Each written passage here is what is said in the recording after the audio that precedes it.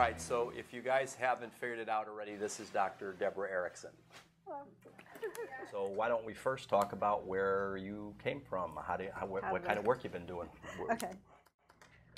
I have a very energetic background for where I started back in medical school and went to, ended up in residency for anesthesia.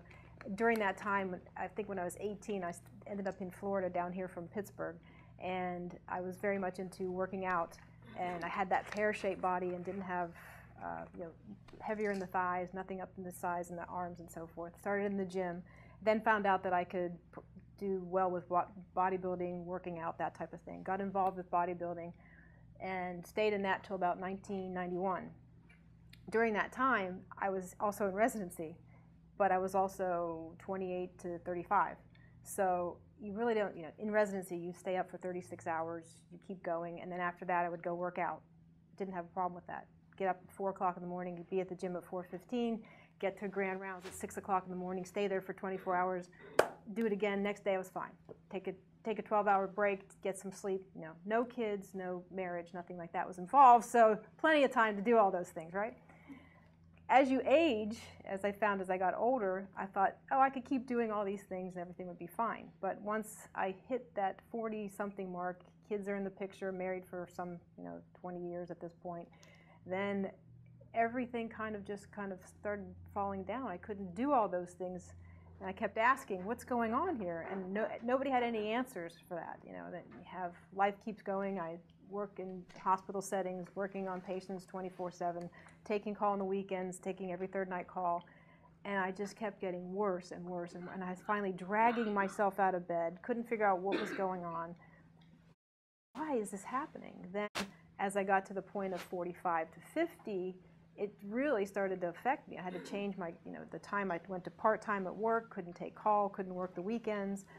I had to figure out what was going on. Lo and behold, there is something called, bioidentical hormones, there's something called adrenal fatigue, and until I started learning about all these things, did I figure out, here I am. But I still was very interested in finding out what was going on. Figured out I could do much better myself if I did this and took this upon myself and learned.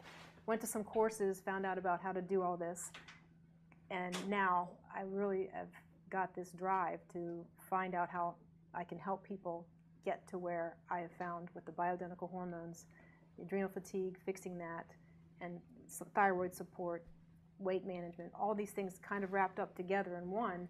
Really, we have the right, when you're 50 and above, to have all the energy that we used to have if you treat yourself right, eat right, take vitamin support, do the right things.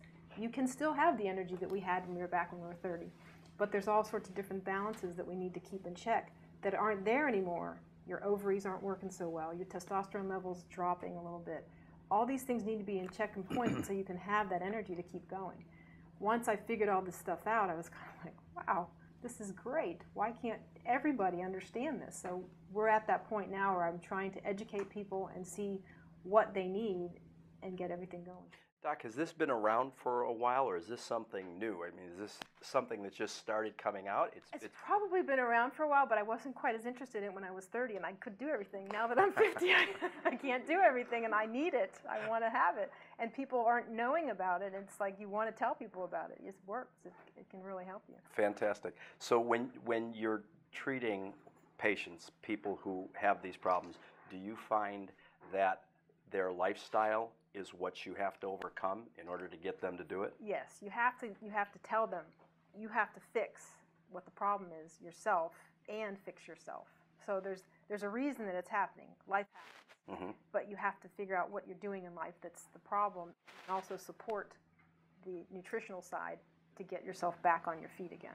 Is the nutritional side the most important, the only part of it, or are there other? Well, sleep, nutrition, exercise, water, the whole circle. The whole You're going to talk about all of that when we talk in the lecture. Yeah. Okay. I want to talk a little bit about, again, you've been doing this with patients over the last 2 years, and coming from a background of being an anesthesiologist, how did this shift happen for you? Well, because in anesthesia, the thing I complain about the most is the size of the patients. Back when I started, people weren't as big. I mean, the obesity has not only gotten, the numbers have gotten higher and higher, but the kind of obesity. It used to be that there was just regular obesity, which is like 20% over. Then there's this morbidly obese, which is 50% over. Now there's this extreme obesity when patients are 100% over what they should be. And we have to take care of these patients, and it's a nightmare. And I don't understand how people, and everybody knows The Biggest Loser. I'm sure you've seen these people, the pictures. They're standing on a scale and they're 432 pounds. Those people come into the OR and we have to take care of their airway. They have sleep apnea, they have cardiac disease. They're just sicker and sicker and sicker, and when is it going to end? The first 20 years of my practice, I was trying to get people to do nutrition, take this, take that, and there's all these supplements out there, and all the supplements say they're the best supplement, you got to get the latest and greatest. People come in taking calcium. The calcium is not even being absorbed in their body, but they are taking calcium.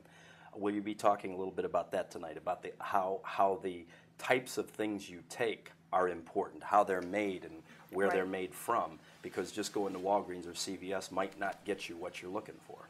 There is, yeah, and I've been on that roller coaster too. And that's part of the thing, is trying to find out what works. Not all calciums are alike, not all proteins are alike, not all fats are alike. There are good fats, there are bad fats, there's good proteins, there's bad proteins, and then making those choices. Will you be talking a little bit tonight about this HCG thing, this whole concept? Okay.